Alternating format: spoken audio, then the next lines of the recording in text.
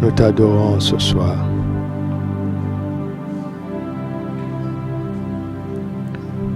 Nous reconnaissons ta présence, ô Esprit de Dieu. Et nous te remercions. Nous te remercions. Édifie-nous ce soir dans le nom de Jésus. Amen. Gloire à Dieu. Alléluia. Gloire à Jésus-Christ, le roi des rois et le Seigneur des seigneurs. Amen. J'ai quelques pensées simples à nous partager ce soir que j'ai intitulées « Ce qui compte pour une restauration totale ». Ce qui compte. Nous allons voir quelques-unes des choses qui comptent. Je ne vous dirai pas le chiffre. Comme ça, je quitterai ici sans aucune dette, selon le temps qui nous sera imparti. Il y en a plusieurs et c'est vraiment, vraiment formidable. Ce qui compte pour une restauration totale. Nous avons vu que nous sommes une postérité spéciale, n'est-ce pas? Et dimanche, nous avons commencé à voir les batailles pour une restauration totale. Nous continuerons et nous terminerons le dimanche prochain. Et la semaine prochaine sera consacrée à des choses importantes sur la restauration de Job, d'après l'enseignement que papa a donné et que j'ai remédité et qui m'a donné de la nourriture à notre niveau, n'est-ce pas, sur cette séquence réelle et véritable de la restauration totale. Gloire à Dieu. Ecclésiaste chapitre 7, verset 8. Nous avons 3 textes de base. Ecclésiaste 7, 8, Jean 10, 10 et Jean 1, 12 à 14. Ecclésiaste 7, 8. Mieux vaut la fin d'une chose que son commencement. On s'arrête là. Mieux vaut la fin d'une chose que son commencement. Alléluia. Mieux vaut la fin d'une chose que son commencement. Jean 10, 10. Le voleur ne vient que pour égorger, dérober, égorger et détruire. Moi, je suis venu afin que les brebis aient la vie et qu'elle l'ait en abondance. Où est le commencement dans ce texte?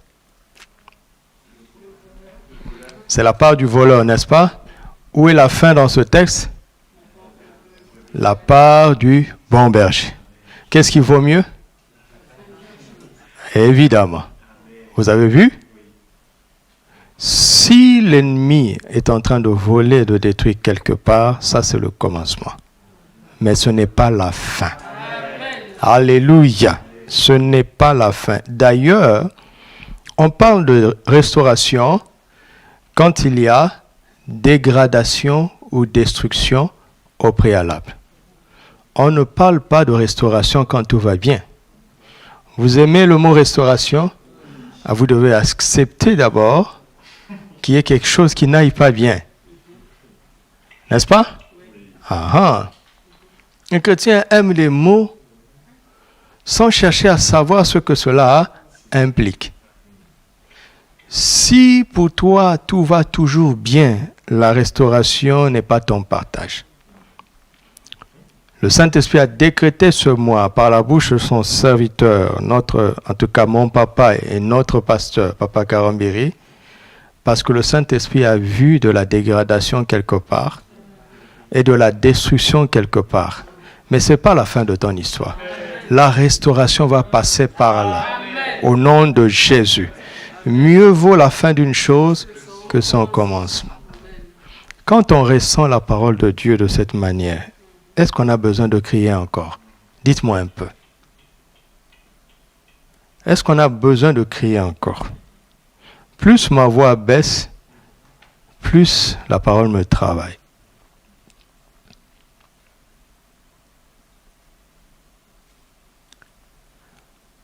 S'il y a eu destruction quelque part, la restauration va rétablir cela au nom de Jésus. S'il y a eu dégradation quelque part, la restauration va rétablir cela au nom de Jésus. Alléluia. Jean chapitre 1, versets 12 à 14. Jean chapitre 1. Mais à tous ceux qui l'ont reçu, à ceux qui croient en son nom, elle a donné le pouvoir de faire quoi? De devenir enfants de Dieu, lesquels sont nés non du sang, ni de la volonté de la chair, ni de la volonté de l'homme, mais de Dieu, lesquels sont nés de Dieu. À tous ceux qui l'ont reçu, à ceux qui croient en son nom, elle a donné le pouvoir de devenir enfants de Dieu, lesquels sont nés de Dieu. Ok? C'est ça, non? Lesquels sont nés de Dieu. Verset 14. Et la parole a été faite chair. Elle a habité parmi nous, pleine de grâce et de vérité. À chaque fois que vous lisez votre Bible et que vous voyez le mot pleine, plénitude, abondance, pensez à moi. Vous m'entendez? La vision plénitude de vie vient de là. Pleine de grâce et de vérité. Et nous avons contemplé sa gloire, une gloire comme la gloire de qui? Du Fils unique venu du Père. Je l'ai brossé le mercredi dernier. J'ai dit quoi? Le Fils unique ici, c'est le seul de son espèce. Monogénésis. D'ailleurs, je n'ai pas le temps d'entrer là-bas, mais je vous promets qu'un jour, un séminaire sortira d'ici. Monogène. C'est-à-dire, il n'est constitué que d'un seul gène. C'est normal. Marie n'a pas contribué biologiquement. Il n'y a que les gènes du Père. C'est normal. Mais ce qui m'intéresse, c'est que Fils unique ici, vous vous souvenez de mon exemple, je m'étais tenu ici précisément quand je donnais cet exemple. Il y avait M. Jacques et Jean. M. Jacques a 3 enfants. M. Jean a 1 enfant. Mais Jacques et Jean sont des frères. Le fils unique de Jean, c'est pas ça. Parce qu'il n'est pas le seul de leur espèce. Vous entendez? C'est pas ça. Parce que si vous tuez le fils unique de Jean, ses frères peuvent perpétuer l'espèce. Vous savez qu'il y a des espèces qui ont disparu. Vous le savez. Dieu a créé chaque espèce avec sa semence. Dieu n'a pas recréé d'autres espèces. Et il a rendu l'homme responsable de cultiver, de garder le jardin où chaque espèce est venue recevoir un nom. De telle sorte que si une espèce disparaissait, Dieu ne recréerait plus une autre. C'est pour cela que lors du déluge, il a envoyé 2 à 2 de chaque espèce, parce que l'homme est responsable de la préservation de chaque espèce. Parce que si une espèce disparaît, elle ne réapparaîtra plus. Maintenant, Jésus est cette espèce unique. Il est le Fils unique, le seul de cette espèce. Si Jésus disparaît, cette race disparaît. C'est pourquoi la race de Jésus, vous avez beau le tuer, il va ressusciter. Sinon, l'espèce disparaît. C'est pourquoi la restauration est une vertu innée des gens de cette espèce. Sinon, l'espèce disparaît. Est-ce que Jésus peut disparaître? Jamais. On ne peut pas le tuer. On ne peut pas te tuer quand tu es en lui. Il dit, celui qui croit en moi ne mourra pas. Alléluia. Parce qu'il fait partie d'une espèce spéciale. Vous comprenez ça maintenant? Être en Christ, c'est... Il y a 2 choses que j'aimerais prêcher tout le temps. 3, et puis ça va s'ajouter. L'œuvre achevée de Christ, les merveilles de la nouvelle création et la sagesse. Et puis l'amour. Le reste ne sert à rien. Si le jour où nous comprendrons qui nous sommes en Christ, plus rien ne va nous ébranler. On ne peut pas détruire une personne de cette espèce parce qu'elle ne peut pas disparaître. Plus on l'attaque, mieux elle devient. plus on s'oppose à lui, plus fort il devient. Quand vous le tuez, il ressuscite avec une gloire supérieure. La restauration est d'abord une notion innée. C'est une notion innée. Alléluia. Gloire à Dieu. C'est pourquoi on appelle Jésus fils d'Abraham et fils de David. Vous voyez le caractère d'Abraham. Quand il va en guerre, il ramène tout. David ramène tout. Jésus a tout accompli. C'est cette espèce-là. On ne peut pas le dépouiller indéfiniment. Il finit toujours par récupérer tout ce qu'on lui a volé. Et quand le diable vole quelque chose qui appartient à un enfant de Dieu, il ne peut pas en jouir. Le Saint-Esprit met un veto de telle sorte qu'il ne peut pas en jouir. Vous m'entendez? Jusqu'à ce que restauration ait lieu. Et à chaque fois que Dieu restaure, il l'envoie à un niveau supérieur. Satan ne sait plus quoi faire. S'il te laisse tranquille, il a chaud. S'il t'attaque, tu deviens plus fort. Mettez-vous à sa place. Qu'est-ce qu'il doit faire? La restauration est inscrite dans nos gènes spirituels. Parce que nous sommes de cette race-là. La race des intouchables. Mais quand on dit intouchable, ça ne veut pas dire que quelque chose, rien de mal ne peut vous arriver. Mais ça veut dire que finalement, Dieu le tournera en notre bien. L'ennemi ne sait pas quoi faire. Mais comme nous méditions avec Pasteur Arlette, c'est que l'ennemi attaque quand même parce qu'il espère que certains enfants de Dieu abandonnent leurs privilèges. Il espère que certains enfants de Dieu se découragent. Il a de l'expérience. Il espère ça. Et malheureusement, il arrive à en avoir plusieurs. C'est pour cela qu'il attaque. Mais le premier à être convaincu de son sort final, pas dans l'éternité seulement, mais sur la terre, c'est lui-même. Il le sait très bien que quand un jeune lion se lève, il n'a qu'à se cacher. Il ne peut rien faire. C'est pourquoi je t'invite à avoir une confiance absolue dans le Père.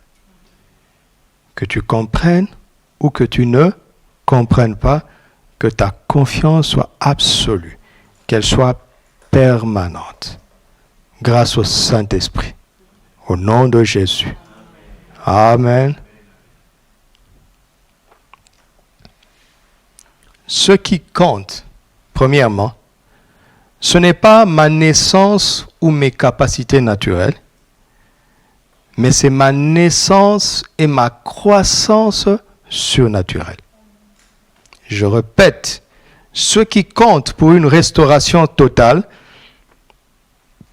ce n'est pas ma naissance ou mes capacités naturelles, mais c'est ma naissance et ma croissance surnaturelle.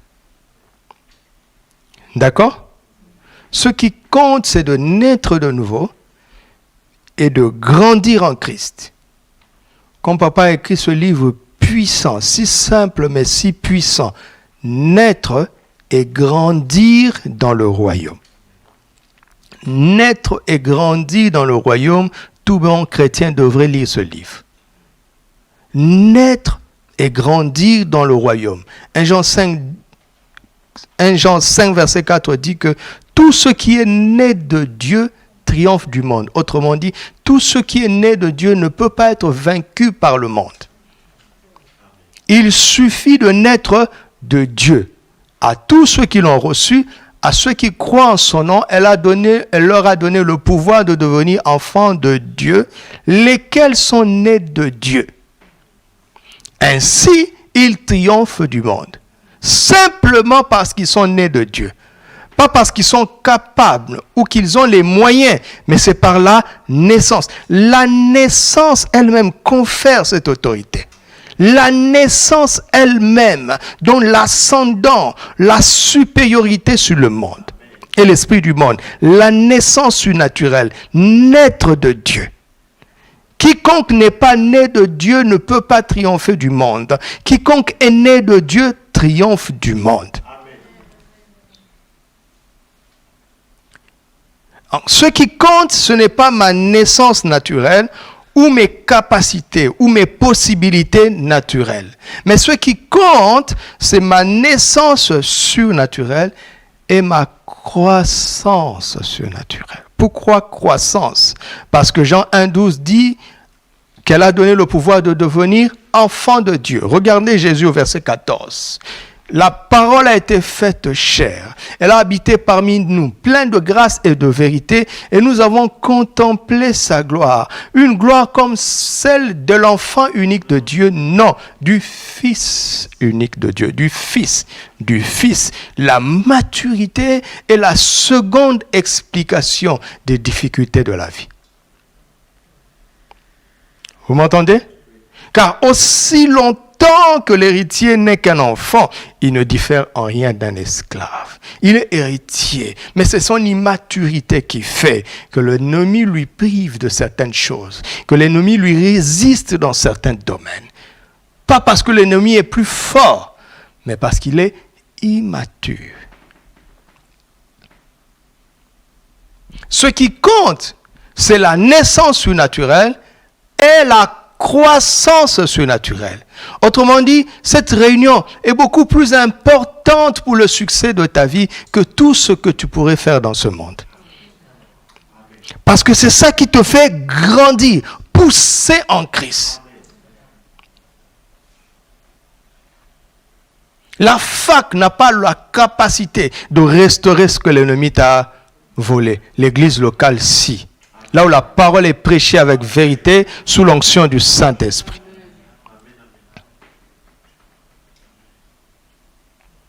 Alléluia.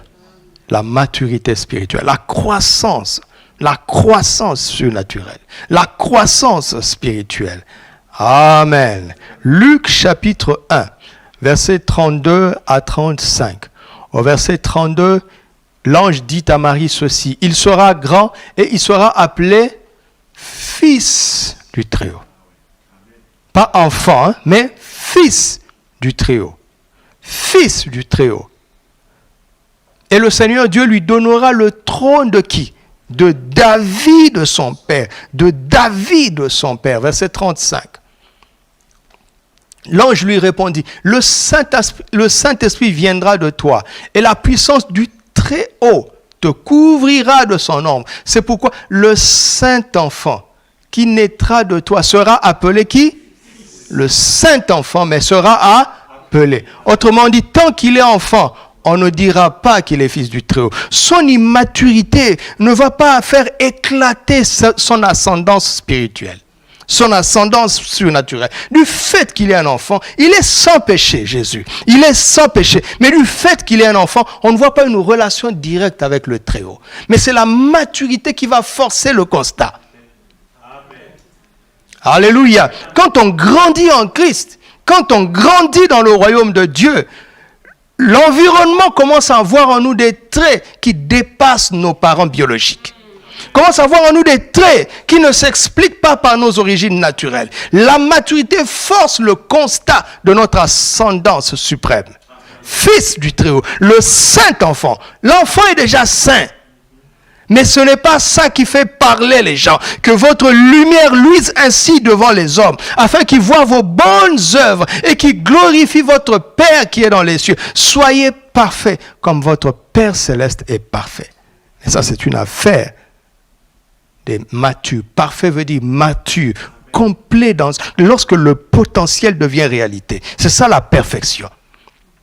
La perfection, ce n'est pas l'irréprochabilité. L'irréprochabilité, c'est la sainteté. Mais la perfection, c'est quand tout ton potentiel devient réalité. Amen.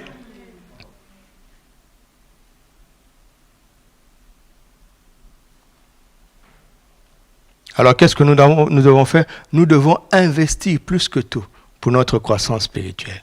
Car c'est le facteur déterminant dans cette vie. Nous devons investir dans la prière. Nous devons investir dans l'adoration. Nous devons investir dans la connaissance de la parole de Dieu. Nous devons investir dans des bons livres chrétiens. Nous devons investir en donnant du temps pour écouter, réécouter la parole de Dieu. Nous devons investir. Car ce qui fera la différence, ce ne sont pas nos capacités ou nos possessions naturelles, mais c'est quoi? La croissance surnaturelle si nous sommes nés de nouveau. Ce qui compte donc, c'est de naître de nouveau et de grandir en Christ. Alléluia. Tu fais ça, la restauration totale sera ton partage. Quelqu'un reçoit ça. Quelqu'un croit en cela. Alléluia. Dans 1 Samuel, chapitre 17, vous voyez que lorsque Saül voit David opérer, il ne pose pas la question où est-ce qu'il a appris à se battre. Parce que lorsqu'on présente, Saül dit à David, tu ne peux pas aller contre cet homme. Il est un homme de guerre depuis sa jeunesse. Il est un homme de guerre. Il est un homme de guerre depuis son enfance. Il est un homme de guerre. Il s'est exercé au combat. Il a développé sa capacité. Il est un homme de guerre depuis son enfance. Nous connaissons qui sont ses maîtres. Nous connaissons qui sont ses chefs, ses entraîneurs. Nous connaissons les écoles, les ateliers où il a appris à s'exercer. Il y a une suite logique. Nous savons d'où Goliath est parti pour devenir le Goliath qu'il est. Mais quand David avance par la foi, Saül ne demande pas qui lui a appris à combattre. Saül demande de qui est-il fils. Lisez très bien la Bible. Dans 1 Samuel 16, David était déjà au service de Saül. Et à chaque fois que David allait pour apaiser Saül, pour le servir au royaume, Isaïe, son père, l'envoyait avec des présents. David n'était pas inconnu de Saül, ni de son père Isaïe. Donc, quand Saül demande de qui est-il fils, il connaît son père biologique. Il dit, cet homme a découvert un père que j'ignore. Montrez-moi ce père-là pour que moi aussi je me connecte à lui et que j'ai cette audace face à Goliath. C'est de cela qu'il est question. Cela ne vient pas d'Isaïe, parce que si cela venait d'Isaïe, David n'aurait même pas eu le temps d'affronter Goliath. Eliab l'aurait fait. Ses deux autres frères l'auraient fait. Il y avait 3 de ses frères aînés sur le champ de bataille. Si c'est Isaïe qui donnait cette capacité, on n'entendrait même pas parler de David. Mais David connaissait un père. Dieu était devenu son père. Alléluia. Et lui a donné une capacité naturelle, surnaturelle. Tu m'entends? C'est le renouvellement de l'intelligence qui nous pose problème. Nous sommes en Christ, mais nous dépendons encore de nos origines naturelles. Nous nous limitons nous-mêmes.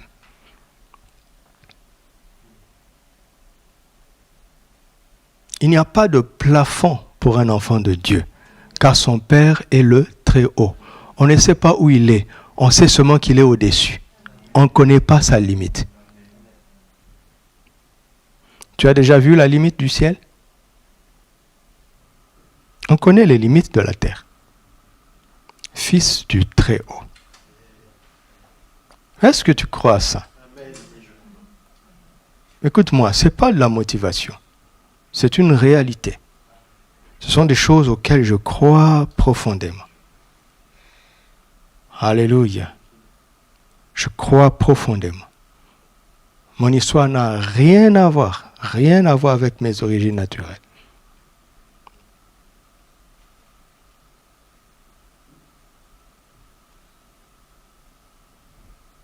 D'ailleurs, quand on parle d'histoire, on regarde en arrière, n'est-ce pas?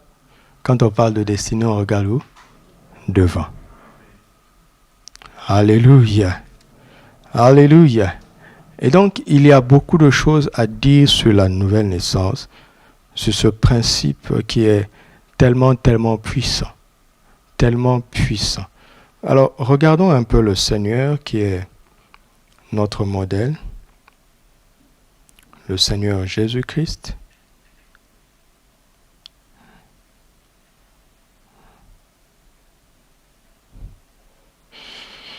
nous avons vu dans Luc 1 que le Saint-Enfant sera appelé Fils du Très-Haut, n'est-ce pas?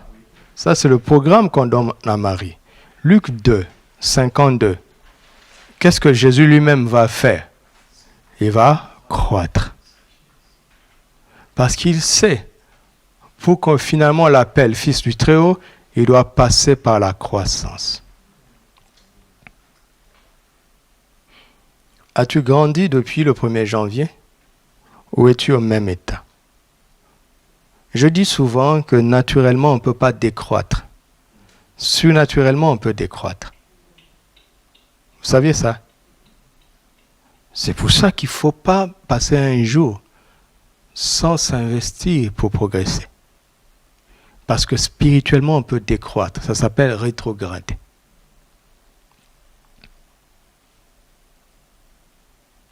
Jésus croissait en sagesse d'abord. Alléluia. Il croissait d'abord en quoi? En sagesse. Vous savez, quand tu crois en sagesse, la croissance en sagesse va induire la croissance en stature. C'est-à-dire que ton envergure va augmenter. Ton domaine va augmenter. Alléluia. Je suis en train de lire un livre de Maman Hortense que j'ai eu du mal à lâcher hier. Tellement ça m'a béni. Maman Hortense Carambir. Et elle dit quelque chose qui m'a touché. Elle dit, s'agissant de Genèse 1, 26, quand Dieu a créé l'homme à son image, selon sa ressemblance, et qu'il a ordonné qu'il soit fécond, qu'il multiplie, qu'il remplisse et qu'il déborde, elle dit, Dieu a donné à chaque couple de remplir l'espace qu'il leur a confié. Remplir l'espace. Dieu a prévu un espace pour chacun. Et il veut que chacun remplisse cet espace. C'est ta stature qui va t'emmener à occuper pleinement cet espace, ton domaine. D'accord? Mais comment faire pour grandir en stature? On ne se pose pas ces questions spirituellement. La première clé que le Saint-Esprit donne dans les Écritures est la clé essentielle. Tu commences par là et c'est cette première clé qui va induire le reste. Il est plus important de savoir comment grandir en sagesse que de grandir en stature. Celui qui grandit en sagesse va naturellement grandir en stature. Et quand il grandit en stature, il obtient la grâce devant Dieu et devant les hommes. On ne cherche pas la grâce devant Dieu ni devant les hommes. On cherche à grandir en sagesse et la croissance en sagesse va induire le reste. Jusqu'à faire en sorte que les hommes prendront plaisir à te faire du bien parce que Dieu prend plaisir à te faire du bien. Il t'accorde sa grâce, sa faveur, sa capacité surnaturelle. Il te donne ce que tu ne mérites pas. Il te rend capable de ce que tu n'as pas appris nulle part. Ça s'appelle la grâce. Mais ça commence par la croissance en sagesse. Et je me rends de plus en plus compte combien il est merveilleux de faire ce que l'Esprit nous a amené à faire. C'est-à-dire rien du tout que d'être soumis à sa direction à travers notre Père spirituel. Alléluia. Alléluia. En 2021, arrête d'aller en retraite pour savoir quelle est ta vision. Tais-toi, attends la vision qui vient d'en haut et rentre dedans. Tu m'entends? Ne perds pas ton temps pour ça.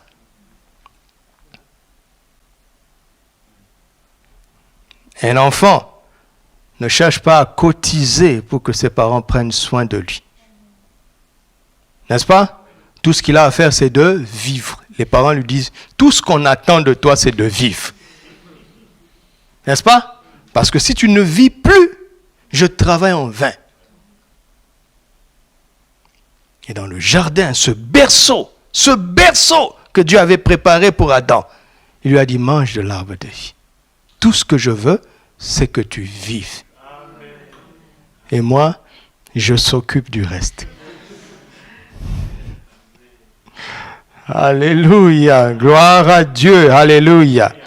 Alors, tout ce que je veux, c'est de vivre jusqu'en 2021 et de recevoir la nouvelle direction. Tout ce que je veux, c'est de vivre chaque jour et de recevoir la direction. C'est pourquoi à partir de décembre, plus de réunions mercredi. Parce qu'il n'est pas bon que je prêche pendant que papa est en train d'enseigner tout à l'heure. Vous avez compris? Plus de réunions le mercredi. Dieu est patient à cause de notre ignorance. J'aurais dû prendre cette décision depuis longtemps. Mais il n'y avait pas de rébellion en moi. Mais il y avait de l'ignorance. Tu écoutes? L'ignorance et la rébellion sont deux choses différentes. Je suis plein de miséricorde pour ceux qui sont ignorants. Même quand ils font des erreurs. Parce qu'ils ne sont pas rebelles. Mais ils vont apprendre. C'est pas grave.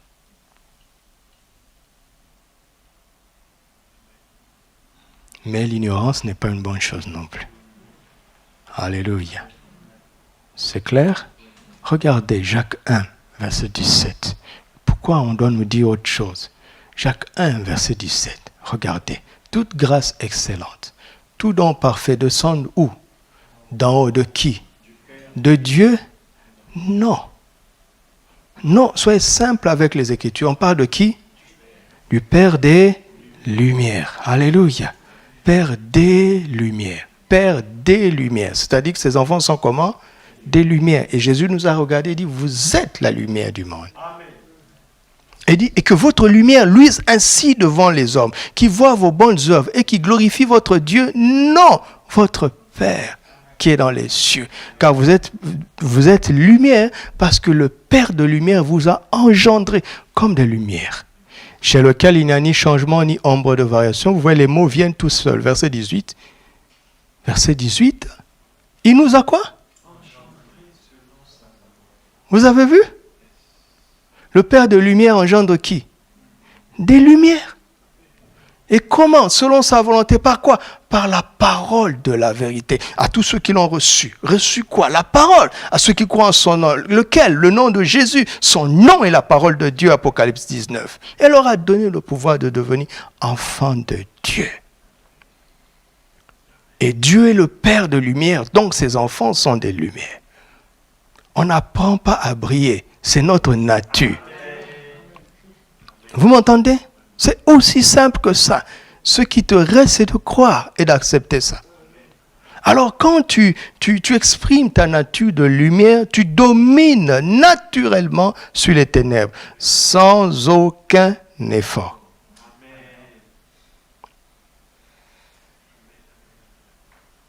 Alléluia. J'entends les gens dire le monde des ténèbres. Le monde des ténèbres. Le monde des ténèbres. Et le royaume de lumière alors? Le monde de ténèbres, d'accord, mais je suis lumière. Ma simple présence domine sur tout le monde de ténèbres. Ma présence. Parce que je suis lumière. Mais nous devons le croire. Ou bien nous devons vérifier quels sont les boisseaux sous lesquels nous nous sommes mis. C'est-à-dire les soucis de la vie. Parce que le boisseau représentait la provision pour les besoins de ce monde. Il nous donne un conseil. Écoutez-moi, ce n'est pas une parole religieuse. C'est un conseil pratique, de la foi pratique. Cherchez premièrement le royaume et la justice. Le reste vous sera donné. Quand le reste devient la priorité, votre lumière est sous le boisseau. Votre lumière est couverte. Vous ne dominez pas sur les ténèbres. Pas parce que vous n'êtes plus lumière, mais parce que votre lumière est couverte. Pas par Satan, mais par vos ambitions personnelles, par les soucis que vous imposez vous-même. Est-ce que quelqu'un entend la voix du Seigneur? Il nous a engendrés. C'est-à-dire, il nous a produits par ses propres gènes. Par son propre gène. Un seul. La parole. Par la puissance du Saint-Esprit. Êtes-vous assidus à ces 3 rendez-vous bénis de prière tous les jours, avez-vous remarqué que Joël parle de l'exécuteur de la parole? Vous avez lu ça? C'est qui? C'est le Saint-Esprit. Qui c'est la parole? L'exécuteur de la parole, c'est l'Esprit. Regardez Genèse 1. L'Esprit se mouvait d'abord au-dessus des eaux. Quand Dieu a dit que la lumière soit, qui a exécuté ça? C'est le Saint-Esprit. Ce n'est pas un ange, l'exécuteur de la parole. Alléluia. Es-tu né de nouveau? Alors, tu es indestructible. Tu es une race qui ne peut pas être éteinte. Si des problèmes viennent sur toi, tu vas être restauré. Alléluia. Pour décanter ça, il faut la croissance spirituelle. Tu as compris? Deuxièmement, ce qui compte. Ce qui compte, ce n'est pas le nombre de mes chutes, mais le nombre de mes relèvements. Je recommence. Ce qui compte, ce n'est pas le nombre de mes chutes, mais quoi? Le nombre de mes relèvements. Si le nombre de relèvements est supérieur au nombre de chutes, on appelle ça la restauration. S'il n'y avait pas eu chute, il n'y aurait pas besoin de restauration. Le dernier mot qui doit sanctionner ta vie ne doit pas être la chute, mais le relèvement. C'est ça qu'on appelle la restauration. Ce qui compte, ce n'est pas le nombre de mes chutes, mais le plus grand nombre de mes relèvements. Proverbe, nous l'avons vu, chapitre 24, versets 15 à 16. Proverbe 24, versets 15 à 16. Ne tends pas méchamment des embûches à la demeure du juste. C'est une menace. Et ne dévaste pas le lieu où il repose. Car, vous entendez? C'est incomplet de ne lire que le verset 16. Il y a un car devant. Car 7 fois le juste tombe et mais les méchants sont précipités. Précipiter veut dire quoi? C'est tomber d'en haut. N'est-ce pas? Te précipiter. Et se connaître chute sur chute. Précipiter, c'est pas simplement tomber. C'est dégringoler. Dégringoler. Quand le méchant tombe, il ne se relève pas. Il tombe encore plus bas. Il tombe encore plus bas. Il tombe encore plus bas. Mais le juste ne peut pas rester au sol parce qu'il vient d'en haut. Le sol est incompatible avec sa nature. Il peut chuter parce qu'il y a encore la chair. Il y a cette enveloppe limitée. Mais il est incompréhensible qu'un juste, celui qui est né de Dieu, qui croit en Jésus-Christ, parce qu'on est justifié par la foi en Jésus, n'est-ce pas?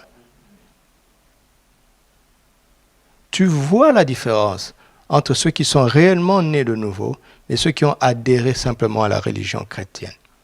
Ceux qui ont adhéré à la religion chrétienne trouvent du confort dans le péché ou dans certains péchés. Il y a certains péchés mignons pour eux. Il est impossible qu'un enfant de Dieu, celui qui est né de Dieu, celui qui est né d'en haut, ait un péché mignon. Il sera malheureux sans qu'on le sache. Parce qu'il n'est pas terrestre. Il est céleste. Il ne supporte pas de rester par terre. Parce qu'il vient d'en haut. Quelque chose en lui va crier. Il va le pousser à se relever. 7 fois, ça veut dire que c'est la finalité, la totalité. Il est en train de dire, même si un enfant de Dieu tombe le maximum de fois possible, il va se relever. Maintenant, si vous l'attaquez, vous l'abattez, vous la terrassez, vous le détruisez, vous dérobez, vous égorgez, vous détruisez, donc il n'y a plus rien, n'est-ce pas? Mais le bon berger entre en scène et lui redonne la vie et la vie en abondance, c'est-à-dire une vie supérieure à celle qu'il avait avant que vous ne le détruisiez. Là où le péché abonde, la grâce fait quoi?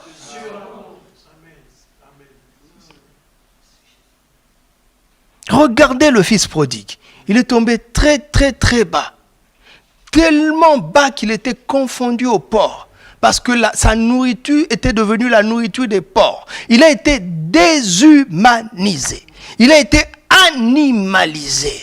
Mais le cri de la filiation ne l'a pas laissé tranquille. Le cri de la filiation est venu comme une parole de sagesse. Il dit, les serviteurs de mon père, les mercenaires, c'est-à-dire les serviteurs, comment on les appelle? Les serviteurs qui ont un contrat à durée déterminée. Ils n'ont pas un contrat déterminé. On les appelle les journaliers. Voilà, les journaliers. C'est les plus bas des serviteurs. Ils ont de la nourriture. J'irai voir mon père, je lui dirai, traite-moi comme tes journaliers, comme tes mercenaires, comme tes serviteurs de bas de gamme. Mais ils ne savaient pas que c'était le cri de la nature, le cri de la filiation qui venait. Et j'aime ce texte parce que l'enfant n'est pas venu. Il n'est pas arrivé à la cour où il a supplié un ouvrier pour aller appeler papa. Non, non, non. Papa avait les yeux sur le chemin de retour. Chaque jour, il languissait après le retour. Chaque jour, il languit après son retour. Parce qu'il a déjà pourvu pour que ton sort final ne soit pas par terre. Mais en haut, alléluia! Ce qui compte, ce n'est pas le nombre de tes chutes, mais le plus grand nombre de tes relèvements. Alléluia. Troisièmement, ce qui compte, j'aime ça. Ce qui compte, ce n'est pas d'où je tombe, ni qui me jette. D'accord? Je recommence. Ce qui compte, ce n'est pas d'où je tombe, ni qui me jette, mais c'est où je tombe et qui m'accueille. Alléluia. D'où tu tombes est moins important que où tu tombes. Qui te rejette est moins important que qui t'accueille. Alléluia. Tu es tombé d'en haut. C'est pour ça que tu as besoin de restauration. Pour te restaurer, Dieu fera en sorte que tu ne tombes pas n'importe où. On te rejette, Dieu fera en sorte qu'un plus grand t'accueille. Bon, si tu préfères vivre dans l'amertume parce qu'on t'a rejeté, tu passeras à côté d'un plus grand qui t'accueille. Parfois, certains rejets sont voulus de Dieu parce qu'il y a un plus grand ami qui t'attend. 2 Rois, chapitre 13. Regardez ça. 2 Rois, chapitre 13, versets 20 à 21. 2 Rois 13, 20 à 21. Élisée mourut, n'est-ce pas? Et on l'enterra. L'année suivante, les troupes de Moabites pénétrèrent dans le pays. Et comme on enterrait un homme, voici, on aperçut une de ces troupes et l'on jeta l'homme. Mais où? Dans le sépulcre d'Élisée. L'homme alla toucher les os d'Élisée et il reprit vie. Et il se leva sur ses pieds. Avant que je n'aille plus loin, réfléchissez. On ne meurt pas par hasard. Le gars était malade. Quand il reprend vie, il reprend vie avec la maladie? Mais bien sûr que non. Il reprend vie en étant plein de vie, en bonne santé, plénitude de vie. Mais on l'avait jeté. Seulement, il n'est pas tombé n'importe où. On t'a jeté, tu n'es pas tombé n'importe où. Si le sépulcre d'Élisée peut produire ça, et le tombeau vide de Jésus. Alléluia! On t'a jeté, on t'a rejeté, mais Jésus t'accueille. Il dit, venez à moi, vous tous qui êtes fatigués, chargés. Venez. Venez. On a jeté Joseph, n'est-ce pas? Dieu a veillé en sorte qu'il ne tombe pas n'importe où. D'accord? il est tombé dans la maison de Potiphar. Ça a été sa chute, une belle chute. Il a été accueilli par les mains de Potiphar. Et le diable, comprenant la ruse, a voulu lui proposer d'autres sales mains. Les sales mains de la femme de Potiphar. Joseph a refusé ces sales mains. À cause de ça, on l'a jeté encore en prison. Mais pas n'importe où. Là où il y avait un homme clé qui serait en contact quelque temps plus tard avec le roi. Dieu est le plus grand stratège qui soit. Quel que soit ce qui arrive dans ta vie, garde confiance, car le scénario est parfaitement calibré. Le scénario a pris compte de ce qui te fait pleurer. Le scénario, il n'y a rien qui est surpris Dieu. Alléluia!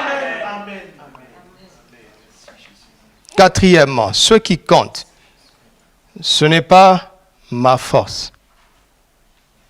D'accord? Mais le rapport, notez ça.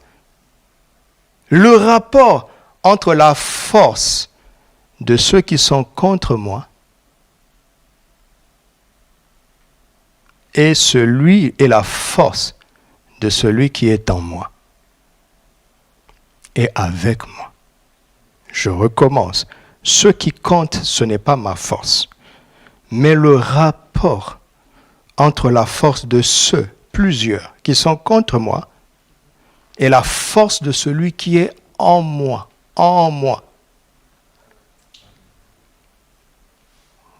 pour moi et avec moi.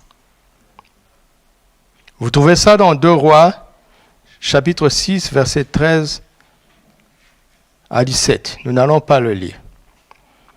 Le serviteur d'Élisée a eu peur parce qu'ils étaient envahis par l'armée des Syriens. Pour la petite histoire, quand le roi Ben-Hadad tenait un conseil de guerre dans son lieu secret, Dieu ouvrait les yeux à Élisée, au prophète Élisée, qui voyait ce qui se passait là-bas.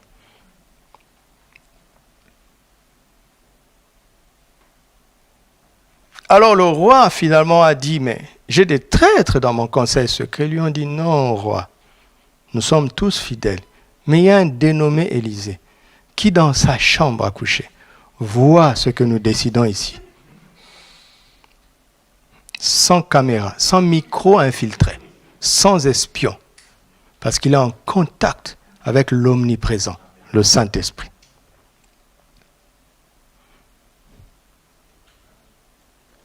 Une telle personne, quand on te dit ça, tu devrais déduire que ça ne sert à rien de le combattre. N'est-ce pas?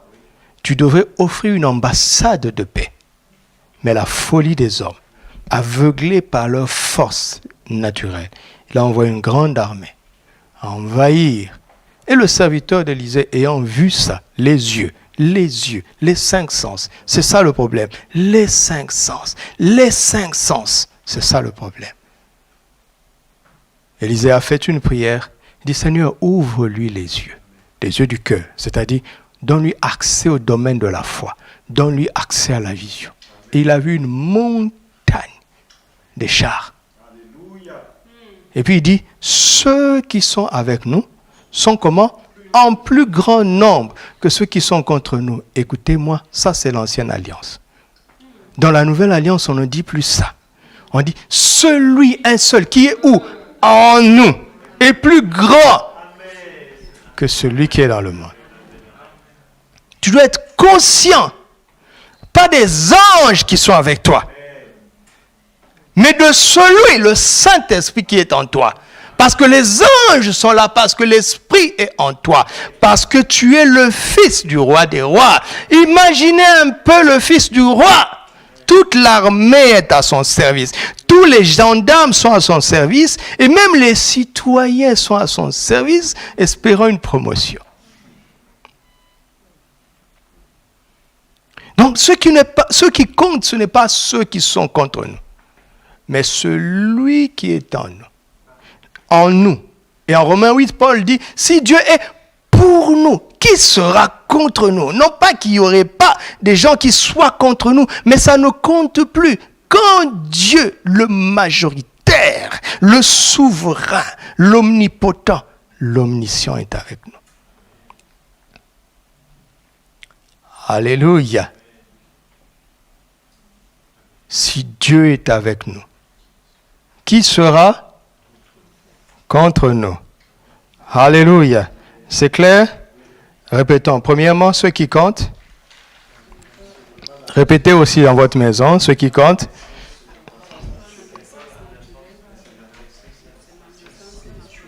Deuxièmement, ceux qui comptent. Troisièmement, ceux qui comptent.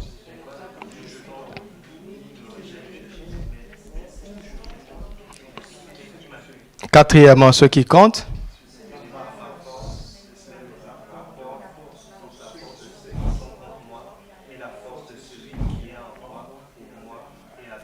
Amen. Si ce rapport est supérieur à 1, restauration. S'il est inférieur à 1, parce qu'en toi, il y a la haine. En toi, il y a l'amertume. En toi, il y a la peur. En toi, il y a l'incrédulité.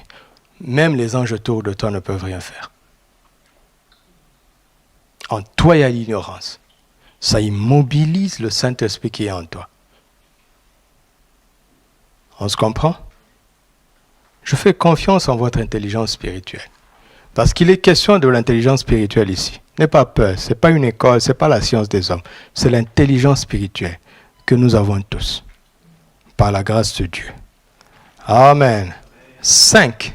Ce qui compte, ce n'est pas la réaction inférieure du mal, mais l'action supérieure, notez, l'action supérieure, prioritaire et autoritaire du bien. Je vais vous expliquer quelque chose de très important. Ce qui compte, ce n'est pas la réaction inférieure du mal. La réaction inférieure du mal. D'accord? Réaction inférieure du mal. Mais ce qui compte, c'est l'action, pas la réaction cette fois-ci, mais l'action supérieure, prioritaire et autoritaire du bien. Alléluia. Regardez, les mots peuvent simplement nous aider. Regardons les mots réaction et action. Les mots eux-mêmes suffisent. Il n'y a pas de réaction sans action. On réagit parce que quelqu'un agit. D'accord? Et Christ a mis la priorité sur l'action, pas sur la réaction. Parce que celui qui réagit est déjà en retard. Il n'a pas la priorité. Vous comprenez ça?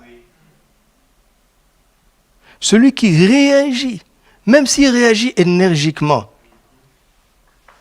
d'accord? Il montre déjà son retard. Parce que la réaction est toujours en retard par rapport à l'action. Toute réaction vient après l'action. Amen.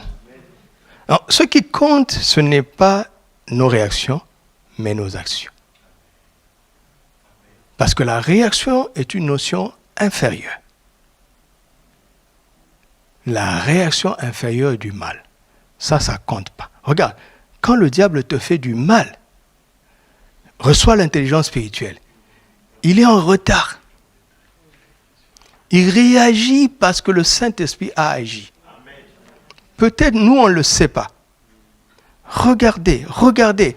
Quand Pharaon se réveille et il décide de tuer tous les enfants, c'est une réaction qui vient de quoi? Du fait que Dieu avait agi. Le fameux libérateur était né. Alléluia. Quand Hérode réagit pour tuer tous les enfants de moins de 2 ans, parce que les bergers lui avaient déjà dit que Dieu a agi, la prophétie s'est accomplie. La réaction était en retard. Et comme Dieu restera toujours en avance, parfois il laisse la catastrophe, mais il fait échapper l'élément essentiel. Arrête de te lamenter. Dieu, pourquoi tu n'as pas protégé ça? Pourquoi tu n'as pas protégé ça? Célèbre ce qui te reste. Amen. Parce que ce qui te reste est suffisant pour renverser la vapeur et t'emmener au double, au centuple, au multiple. Dieu n'est jamais en retard. Dieu n'est jamais dans la réaction. Il est toujours dans l'action. C'est le diable qui réagit. Quand tu as compris les Écritures, tu restes tranquille. Quand tu constates les réactions du diable, il y a quelque chose qui lui a certainement échappé. Et d'ailleurs, les réactions du diable sont une preuve que Dieu a déjà agi. Alléluia! Regardez maintenant Romains chapitre 12. Romains chapitre 12, est-ce que je parle à quelqu'un? Verset 21. Romains 12, verset 21. Romains 12, verset 21, c'est l'un de mes versets favoris. Il dit, ne te laisse pas vaincre par le mal, mais surmonte le mal par quoi? Ça veut dire monte au-dessus du mal. Par le bien. Par l'échelle du bien, monte au-dessus du mal. Par l'échelle du bien, monte au-dessus du mal. Ne te laisse pas vaincre par le mal. Amen. Mais surmonte-le par le bien. Tu dirais comme moi, j'ai dit au Saint-Esprit, mais ici le bien, il me semble, il faut parler avec prudence, il me semble, oh cher Saint-Esprit, qu'ici, le bien vienne après. Il dit non. L'échelle du bien, il avait déjà. Quand le mal vient te vaincre, l'esprit te dit ouvre les yeux. Tu as l'échelle du bien, monte au-dessus de cela. Tu comprends? On ne peut pas te dire de surmonter le mal par le bien si tu n'as pas le bien. Tu l'avais déjà ce fameux bien. C'est pour ça que le mal t'attaque. Alléluia! Je regarde la vie de Moïse, je dis, mon Dieu, vous vous rendez compte que Moïse a été berger pendant 40 ans. Berger pendant 40 ans. Il trimbalait un maudit bâton pendant 40 ans. Un maudit bâton sec, insignifiant, qui lui servait à rien pendant 40 ans. Il trimbalait l'arme la plus fatale qui allait mettre à genoux Pharaon pendant 40 ans. Pendant 40 ans, il a méprisé ce maudit bâton sec, ce maudit bois sec. Et quand Dieu lui a dit, jette-le par terre, ben c'est rapide. Il vaut mieux s'en débarrasser. Et avec ce bâton, que n'a-t-il pas fait? Dieu lui a dit quoi? Qu'as-tu?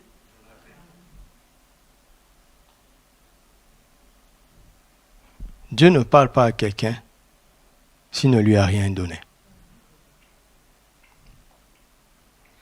Mais le problème, c'est que nous ne connaissons pas la valeur de ce que nous avons. Parce que, naturellement, ça semble insignifiant.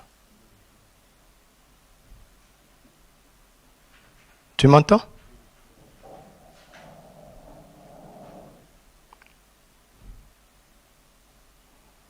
Acte chapitre 10. Christ a bien compris ça, verset 38. Acte 10, verset 38. Vous savez comment Dieu a oint du Saint-Esprit et de force Jésus de Nazareth qui a allé de lieu en lieu pour faire quoi? Faire du bien et... Car, quelle était la première action de Jésus? Quand il guérissait ceux à qui le diable faisait du mal. Vous voyez ça, non? Il surmontait ce mal par quoi? Par le bien. Alléluia. Alors que personne ne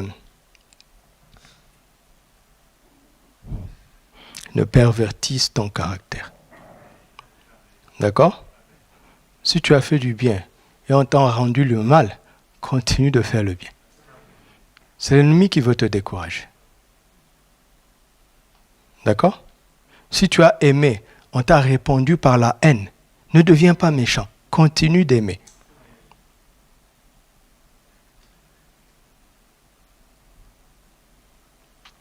Alléluia.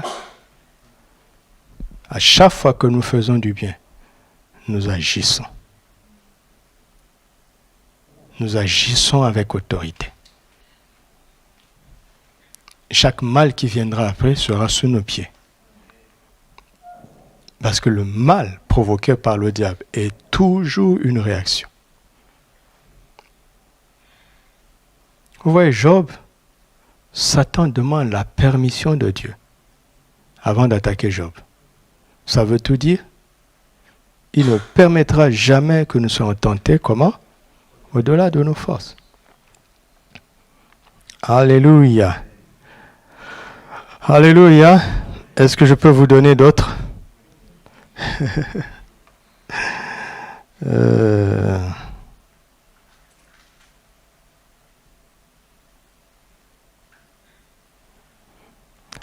Alléluia.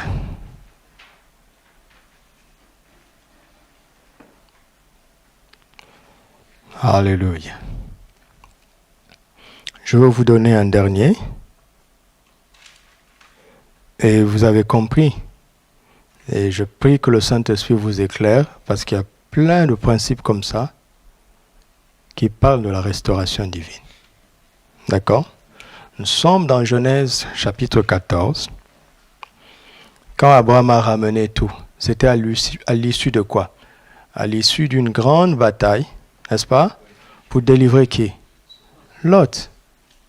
Abraham n'avait aucun problème. Mais il est allé plutôt le délivrer Lot. Vous avez déjà pensé à ça? Qu'est-ce que Lot a fait après? Vous avez vu Lot remercier Abraham? Vous avez vu Lot se réconcilier avec Abraham? Vous avez vu Lot rester avec Abraham? Aucune trace de gratitude. Après, il a repris son chemin, il est parti. Oh, que Dieu nous garde de l'esprit de Lot.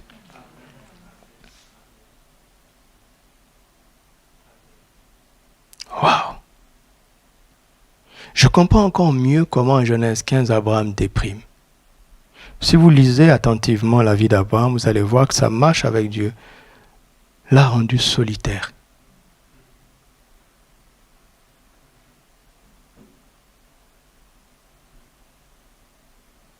Et après ça, Lot s'en va. Et Abraham reste seul, il réfléchit, il dit, mon Dieu, j'ai fait tout ça pour lui. J'ai ramené toutes les richesses, je n'ai rien voulu prendre. C'est-à-dire, je lui ai rendu ses biens. Mais le gars, on s'en va. Et moi-même, j'ai pris dans mes biens, j'ai donné la dîme. Dans mes biens, pour sauver quelqu'un qui avait tout perdu. Moi, je n'avais rien perdu. Non seulement j'ai exposé ma vie, j'ai diminué, je parle de manière naturelle, mon revenu pour un ingrat de neveu. Et qui s'en va. Et Dieu vient et dit, je suis ton bouclier. Ta récompense sera grande. C'est pas pour rien que dans le même chapitre 15, au verset 1er, Dieu lui dit, je suis ton bouclier. Dans le verset 6, la Bible dit, Abraham eut confiance en l'Éternel. Il crut en l'Éternel. Croire, c'est la foi, n'est-ce pas? Et cela lui fut imputé à justice. Éphésiens 6 nous parle de quoi? Du bouclier de quoi? De la foi. Il dit, Abraham, il y a des choses qui veulent attaquer ton cœur. Je suis ton bouclier. Le bouclier de la foi. Protège ton cœur de ces sentiments. Protège ton cœur de l'ingratitude des hommes. Abraham n'a plus d'espoir, neveu est parti. Il dit, c'est mon serviteur Eliezer. Dieu dit, c'est pas ça. Ce n'est ni Eliezer, ni Lot, mais c'est celui qui sortira de tes entrailles. Alors protège tes entrailles. Utilise ton bouclier et protège tes entrailles parce que ces entrailles sont bénies. Ces entrailles sont spéciales. C'est pour ça que le diable veut les attaquer. C'est pour ça que le diable veut les empoisonner. Protège tes entrailles par le bouclier de la foi. Quelle foi? La foi en Dieu lui-même d'abord. C'est pour ça que Romains 4 il dit, il crut Dieu. Vous comprenez? Il crut Dieu. Aujourd'hui, nous croyons aux choses que Dieu donne. Non, Dieu dit non, la vraie foi commence par la confiance en moi. Pense que je donne, mais en ma personne. Protège tes entrailles par le bouclier de la foi. Laquelle? La foi en ma personne, en mon nom, en ma fidélité, en mon caractère, en mes promesses. Car celui qui a fait les promesses est fidèle. Le caractère de celui qui a promis est plus important que la beauté de ses promesses. Amen. Alors,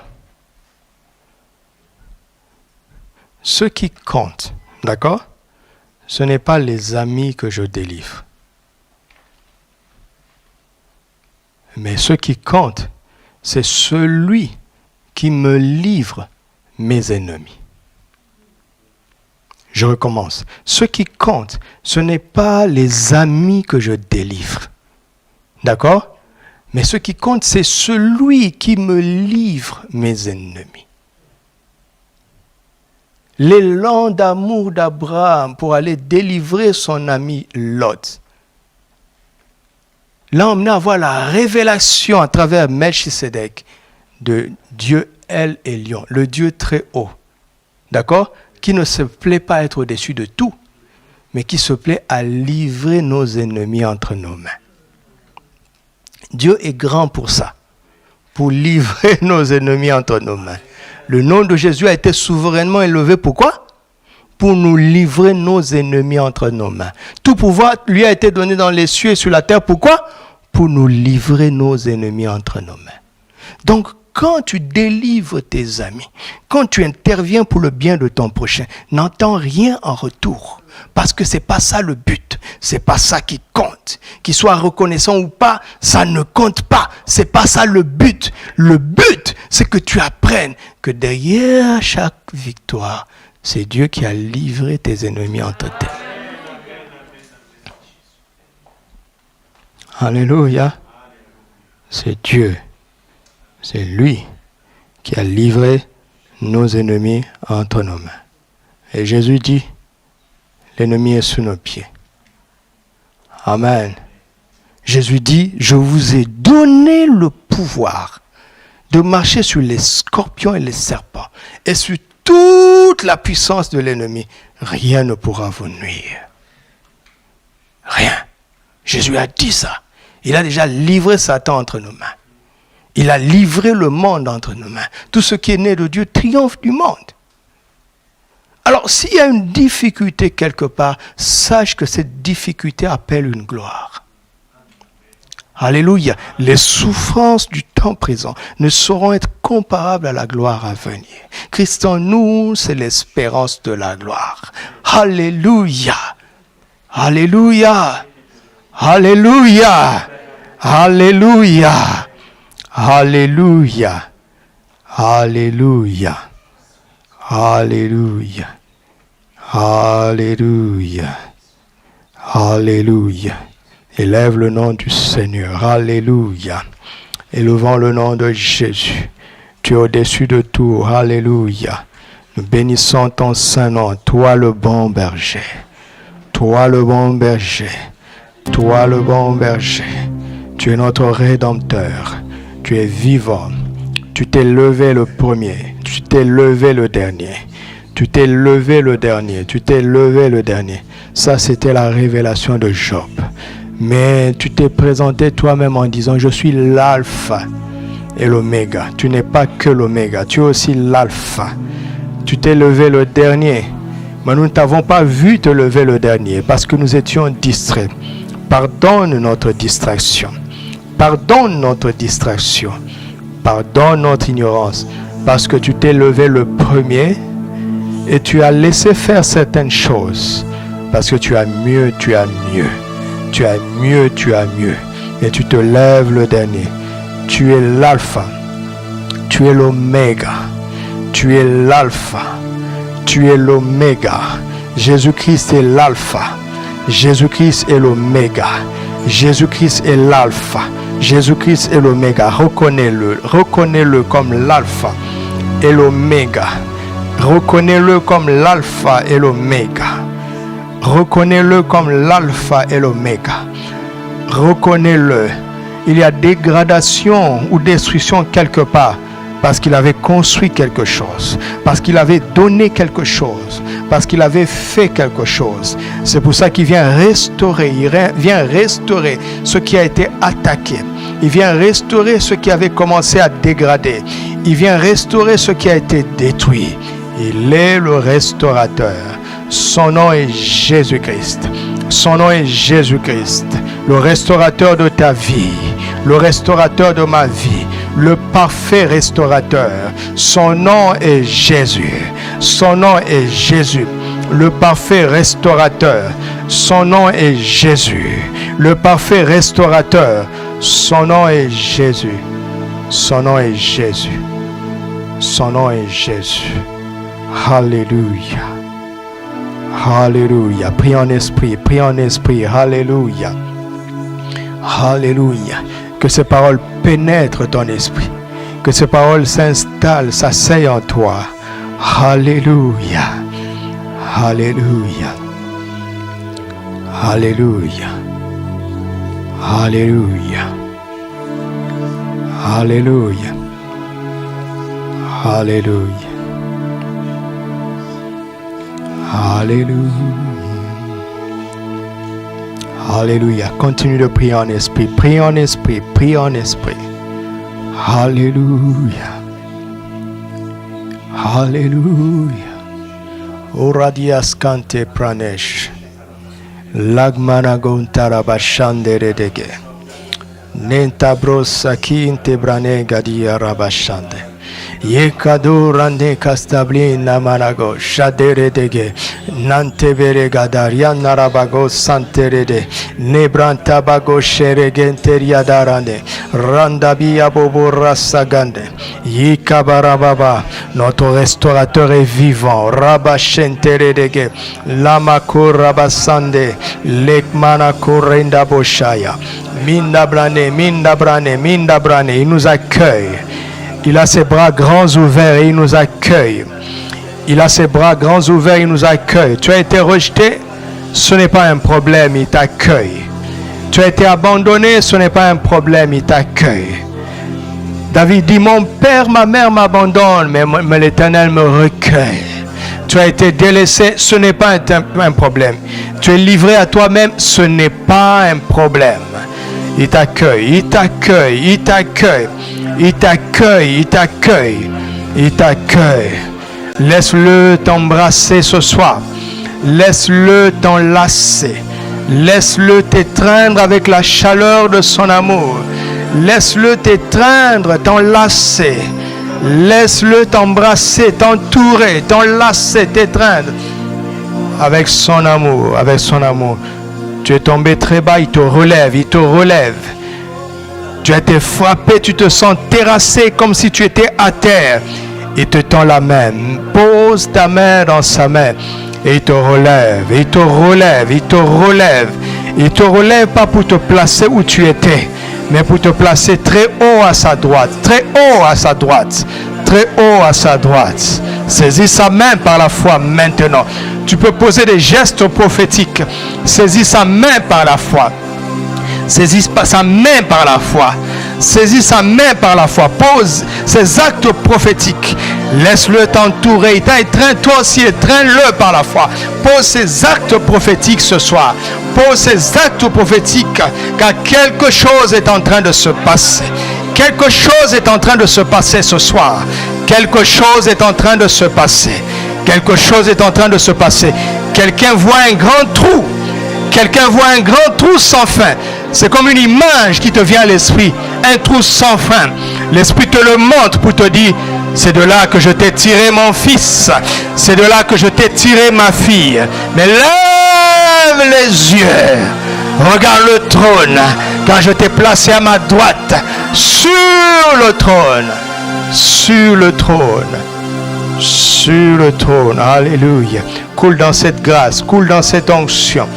Coule dans cette grâce, coule dans cette onction, coule dans cette grâce. Il y a des paroles de consolation, il y a des paroles d'exhortation, il y a des paroles d'édification Que l'Esprit t'adresse directement, qui t'adresse personnellement. Il y a des révélations, des éclairages pour l'avenir que l'Esprit te donne. Note-les quelque part. Ne les jette pas, n'en doute pas. Elles te paraissent trop grandes, évidemment, car elles viennent de Dieu ton Père. Elles viennent de Dieu ton Père. Quelqu'un sent comme si la lumière le traversait, comme si quelque chose s'éclairait en toi, comme si une ombre t'avait lâché, comme si une ombre t'avait lâché. Soudain, tu as l'impression d'être éclairé. Soudain, tu as l'impression que tu sais. Oui, l'Esprit me dit de te dire, je suis simplement en train de restaurer ta nature de lumière, Fini la confusion. Fini les ténèbres de confusion. Fini les doutes et les tâtonnements. Fini les incertitudes. Fini les hésitations. Fini les craintes. Fini les tâtonnements, les balbutiements. C'est fini. Jésus dit, je suis la lumière du monde. Celui qui me suit ne marchera pas dans les ténèbres, mais au contraire, il aura la lumière de la vie, laquelle en elle était la vie, et cette vie était la lumière des hommes.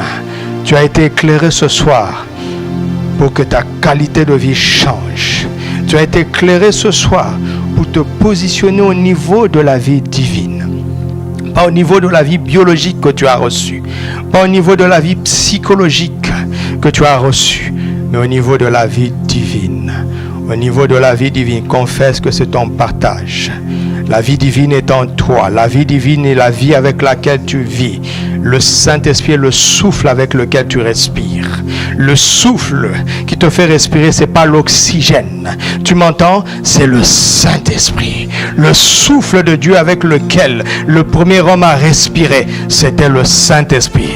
C'est ce que tu confesses maintenant. Le souffle avec lequel tu respires, c'est le Saint-Esprit. Ce n'est pas l'oxygène, c'est le Saint-Esprit. Ce n'est pas l'oxygène, c'est le Saint-Esprit. C'est le Saint-Esprit. Le Saint-Esprit souffle en toi maintenant. Il te vivifie, De la vitalité divine, de la vigueur divine, de la vie divine.